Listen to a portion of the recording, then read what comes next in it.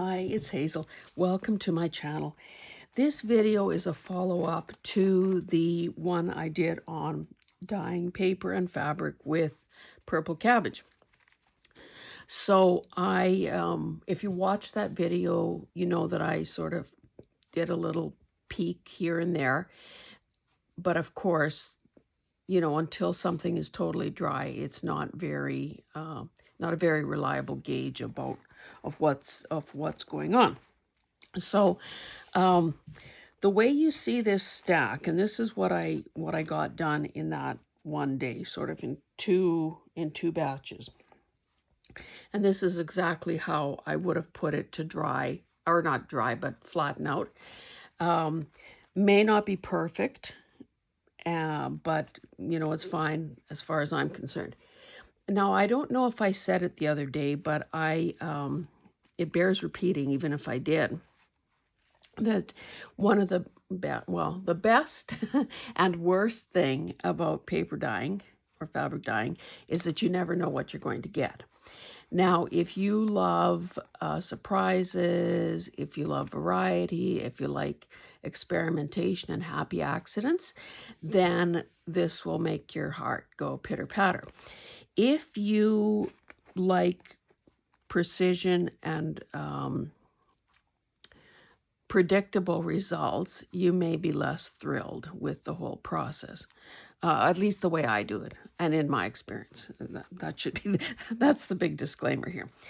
Anyway, I'm not going to show you every piece of paper, but I do want to show you. Now, okay, I've got overhead, my ceiling lights on.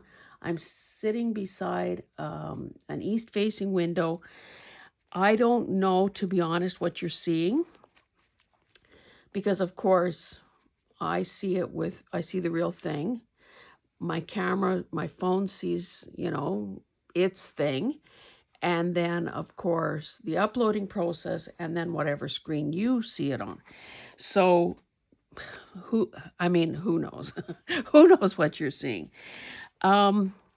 So, you may remember that I had this, and honestly, are these... Let me just compare. So I bet you these are just really, really thin, unlined index cards. And I mean paper thin. So this is sort of a cross-section of what I got there. So again, it's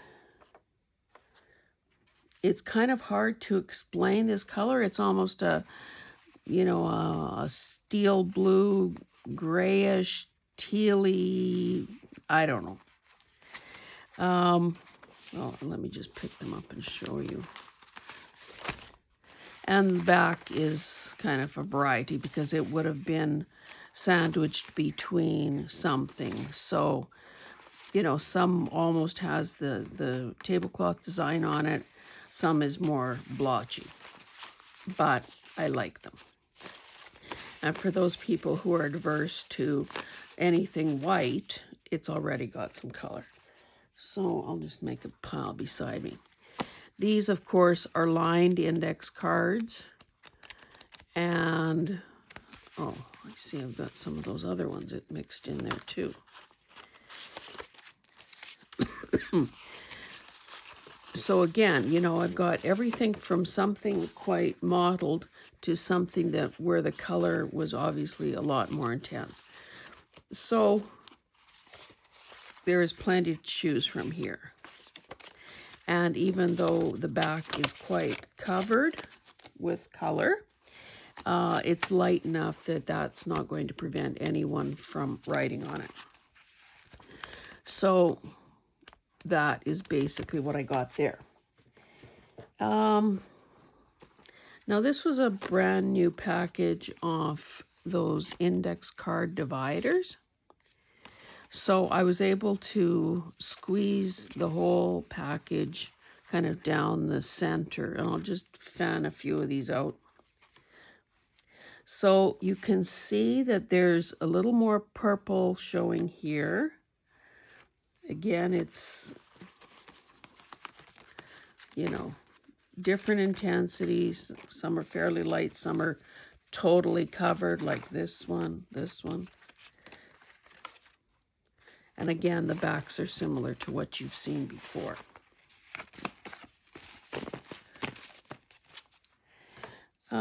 These were the, and I didn't bother, like out of the bill book, I didn't bother separating the, you know, the back part from the front part. This, for the most part, these look pretty light, but what does show is quite purpley. So that, oh, I think I started a thought and didn't finish it a moment ago. What I was saying bears repeating is the fact that the results will depend on what you begin with.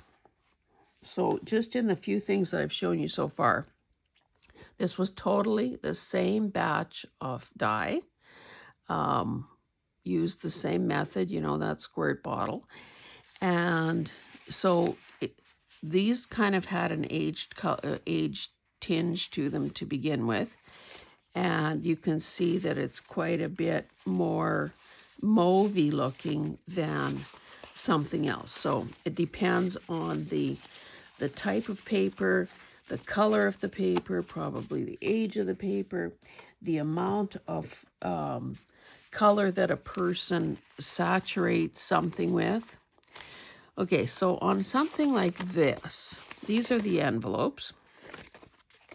So it was just, I just squirted these with dye, or misted them, I guess maybe is more accurate, and left. So these had nothing to do with the plastic tablecloth. So look at how interesting this is. Tealish, you know, edge to this blotch. Bit of mauve running through there. Like, so again, got a bunch of these done, and when it comes time to use them, a person can, you know, flip through them and decide which one kind of meets your needs, or just randomly use them as you find them. This was out of a steno pad. So you can see that, you know, the paper is fairly thin. It must have been sandwiched between two layers of the tablecloth, and it picked up color on both sides.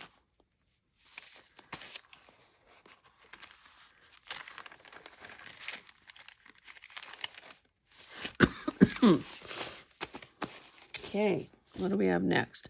Oh, this is grid paper. So, you know, again, variations. Now this one, oh, maybe this was right side up. Yeah, I would have done it with the grid showing. So, you know, I'm sure there will be instances where this will be exactly the perfect color.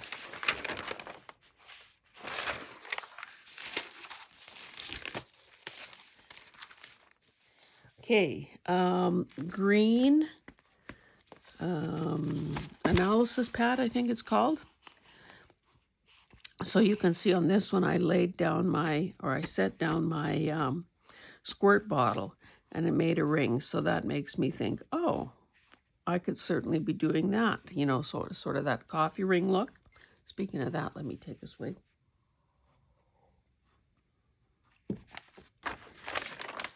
So because this was on green paper to begin with, the color kind of shows a little bit different. And I might have had, these were the very first pages I had done. So I might have had a bit of a lighter touch there too. And again, this was without any doily or stencil or anything other than spray bottle. Pretty happy with those. Okay, now these maybe were the most interesting, in that this was a package of typing paper. So, I mean, it is clearly a lot bluer than some of the other things I've shown you. you know, almost, well, I don't know, periwinkle. Okay, this would have been the top side. So look how mauve that is, which is, I mean, great.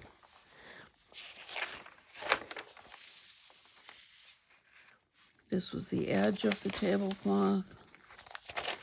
And again, these are basically, you know, and I don't know what that was. I think it might have been who knows what on that tablecloth, but it kind of an interesting little, I don't know if I had used that for coffee or tea. Did I hear something else? So certainly, you know, that's another thing to keep in mind. You can mix the things you're spritzing. And I'm thinking that, you know, I may just look through these more carefully because I haven't flipped through them since I did them. And, you know, it would be very easy to scan something like this and maybe create a bit of a digital kit with it, because that way, if a person doesn't have the cabbage, doesn't want to stink up their house, doesn't want to spend a day doing this, it's certainly a lot easier to spend a couple bucks on a kit than do, you know, go through all that. Now, this was paper that I obviously bought, you know, old computer paper that, well, I guess has, yeah, you know, a two layers. I covered the length of the island, and then, of course, this part was hanging over. Now, it basically, the yellow side has next to nothing on it. I'll just, you know, nothing much different here than what you've already seen. I did 2 lengths of this. Oh, you know what? I have to, you know, forgive me. I forgot to bring the piano roll paper here to where I'm taping. I don't know. Look at stuff while I quickly run across the house and get it. Sorry.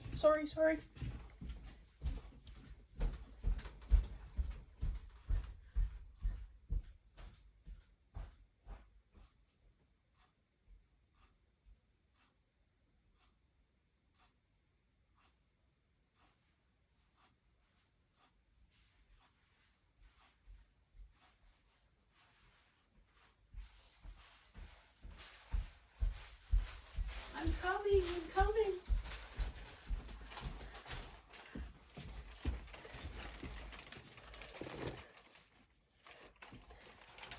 Okay, that will be the finale. I was going to end with the linens, but this is even better. Okay, sorry about that. Okay, now this, yeah, kind of an aqua, greeny, bluey color. I think this would be probably pretty plain at the back. That's okay. Now, I told you that I showed you that I sprayed the back side of a bunch of scrapbooking paper. So, again, just a quick flip through here. Now, of course, because of the way I was doing this, the top sides also got some color, but again, does that matter? Just adds another level of interest. Now, oh, I guess some of these were on the tablecloth because I can see a faint doily design. Some I think were just, now I kind of just reached for the first paper I found, but I mean, it's not it's, I guess, a happy accident, or maybe I did it subconsciously. Picked basically green tone paper, so we know from the color wheel that green and purple are a very attractive combination typically. Okay, I have several packages of 8.5 by 14 paper, and of course it's pure white. So, excuse me. So I did several sheets, and the beauty of this, of course, is that, you know, when you're making a signature, you can fold it in half and then have the surplus to fold over into pockets or tuck spots, or, you know, offset it a bit and have a sort of a fold out. Or for that matter, I guess a person could also, you know, chop that end off if so desired. These, I think, turned out quite well. Now, they were, I'm not sure why they have kind of these creases in them, but, you know, if anything needs to get ironed, it might be those. But look, oh, this is the typing paper that got mixed in there. Okay, I didn't sort that very well. I was going to say, well, how could there be such a color difference? But look at that. This is more of the typing paper.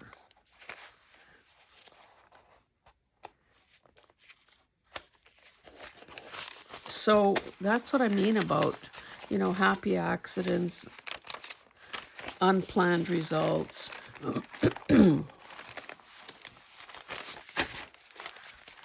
So, you know, I'm going to be set for a while, but I do have to say that I don't like fooling around with little itty bitty bits of something. Like if I'm going to do it, I'm going to do it. So I still have more than a quart of that stuff, that dye, ready to go. Now, it is refrigerated, but, you know, I don't have forever to get this done. Now, I haven't tried adding, you know, a squirt or something of vinegar into it to see if that will help extend its life and maybe neutralize the smell a bit. I probably should experiment with that. Now, I told you that I had a great big piece of, oh, look at that. I didn't even erase the dollars that I paid for. So this was a great big piece of paper. I tore it into quarters just so it was a little more easy to manage. Again, I don't know how much of this you can see because they are big, but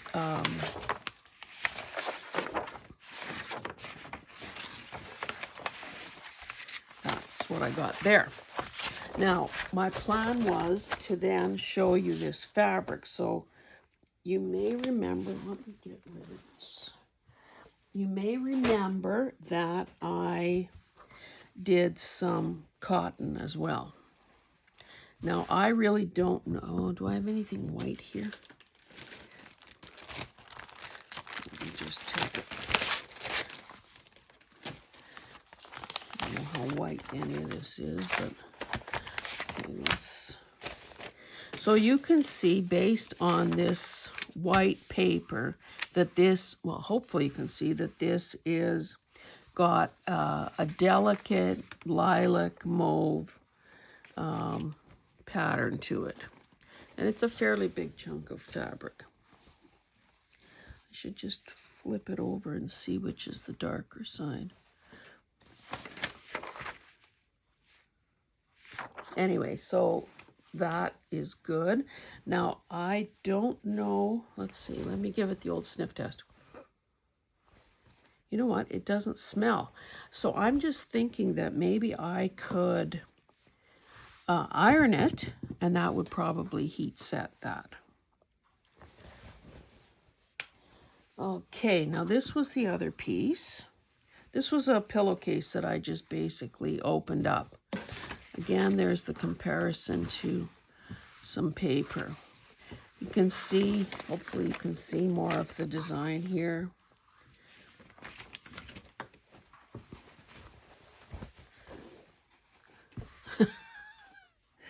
This had some sort of marks on it, but again, that's okay.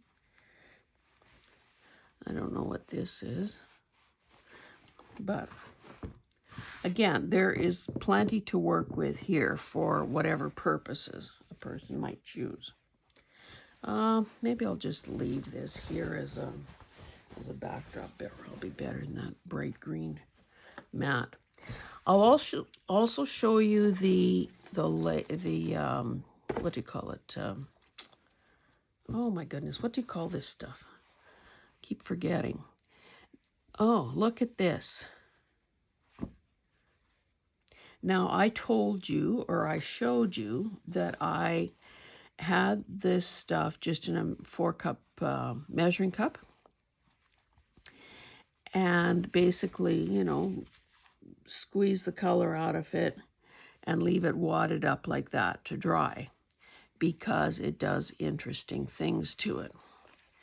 So maybe I can just lay this out a bit. Of course, this needs to be ironed. But I just find it fascinating that on the same piece of lace, we get that and that.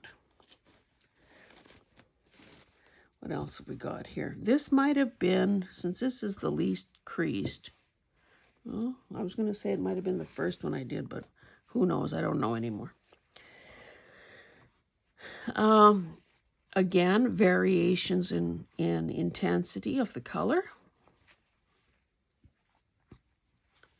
You know, from something fairly light to something fairly dark.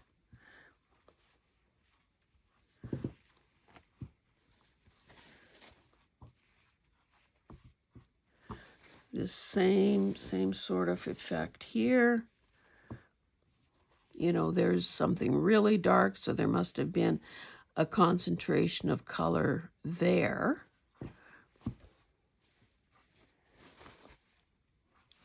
Oh, and look at this. So this, to me, is reading as kind of a mauvey gray. This looks kind of just grungy, kind of nondescript. This probably was the one that got, you know, kind of just dipped in and out, because it's not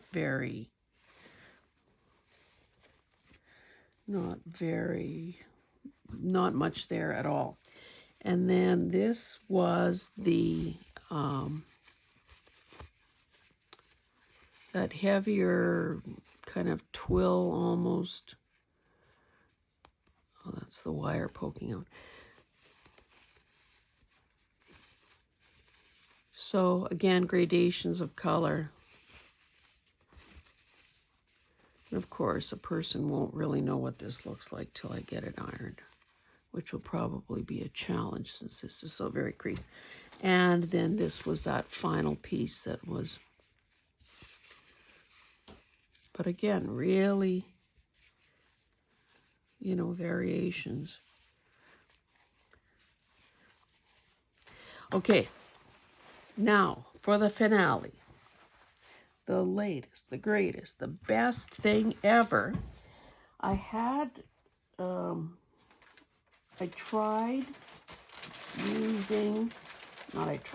did dye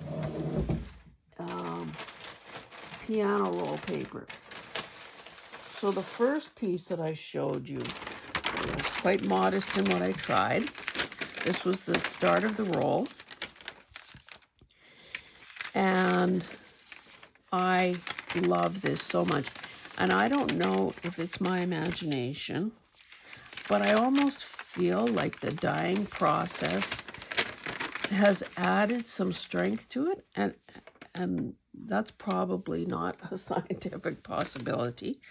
Probably, you know, I'm full of hooey. But one thing I do know, it has flattened it out considerably. Because if you've ever had the pleasure and the privilege of having your own roll of piano paper, you know how tightly that is wound and how difficult it is to straighten out. I don't know how to do this so that you can, maybe I'll just sort of double it. Okay, the next two pieces are the length of my island. So, without spilling this coffee. Jeez. Okay. I love it.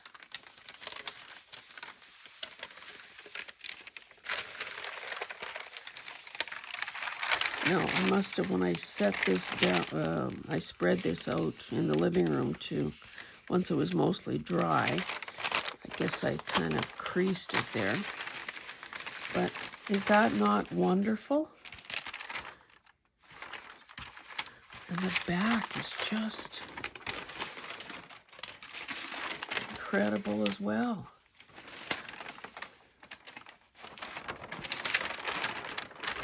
Okay, I'll show you the last one and we will call it done.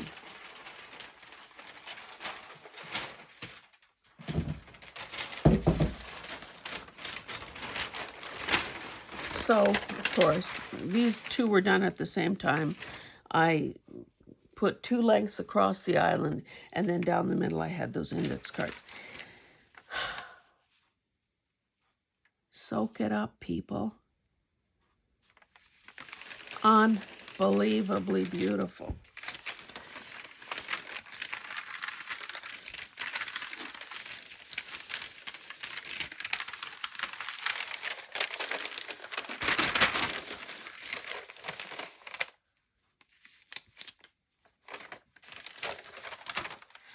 This one doesn't seem to be as quite as patterned on the back.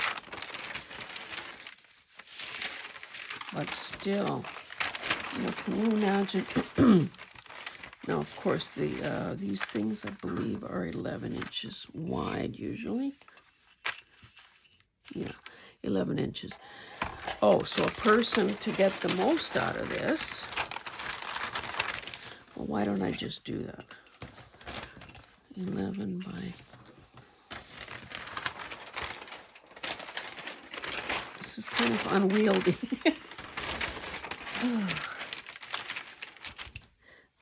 I want it reasonably accurate, so not to say that my cut edge here is accurate, but let's just,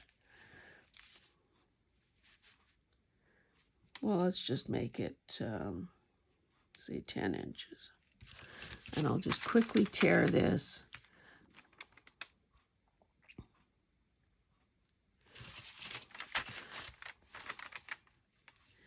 And we will see, oh great, I can't see my mark now. Is that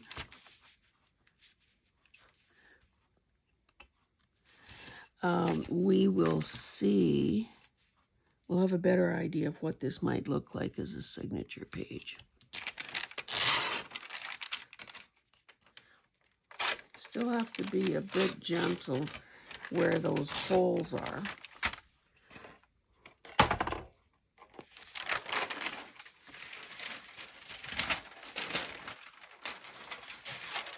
Okay, so 11 inches wide, so we know that that is, you know, a good,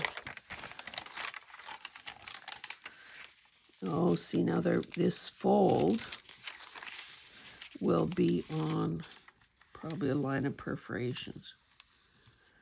Yeah, so that would need to be reinforced.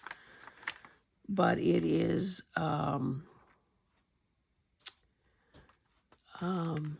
what did I do? 10 inches. So that means we've got about 1.5 inches that could be folded up.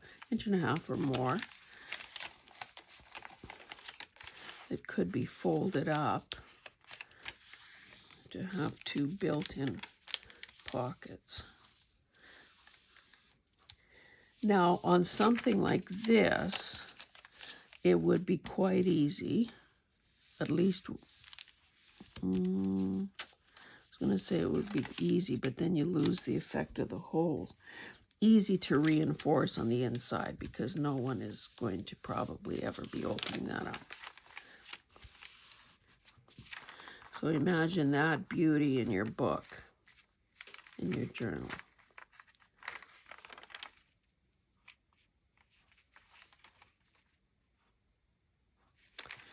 I am tickled pink. I'm tickled purple with the results. Okay, guys, I'm going to stop there. Clearly, I have more dyeing to do. And I hope that if you have access to purple cabbages, that you, you know, take a few leaves, stink up the house, because I think these results are definitely worth it. And I know that I keep talking about scanning things and adding more digitals to my shop and all that. It is a process and a half. So I don't know when that will be, but if you're at all interested in this, let me know in the comments, because I think that these are wonderful. If you haven't already done so, I hope that you subscribe. I always appreciate the thumbs up, and I love hearing from you in the comments. And yeah, we'll see you in the next one. Thanks, guys. Bye.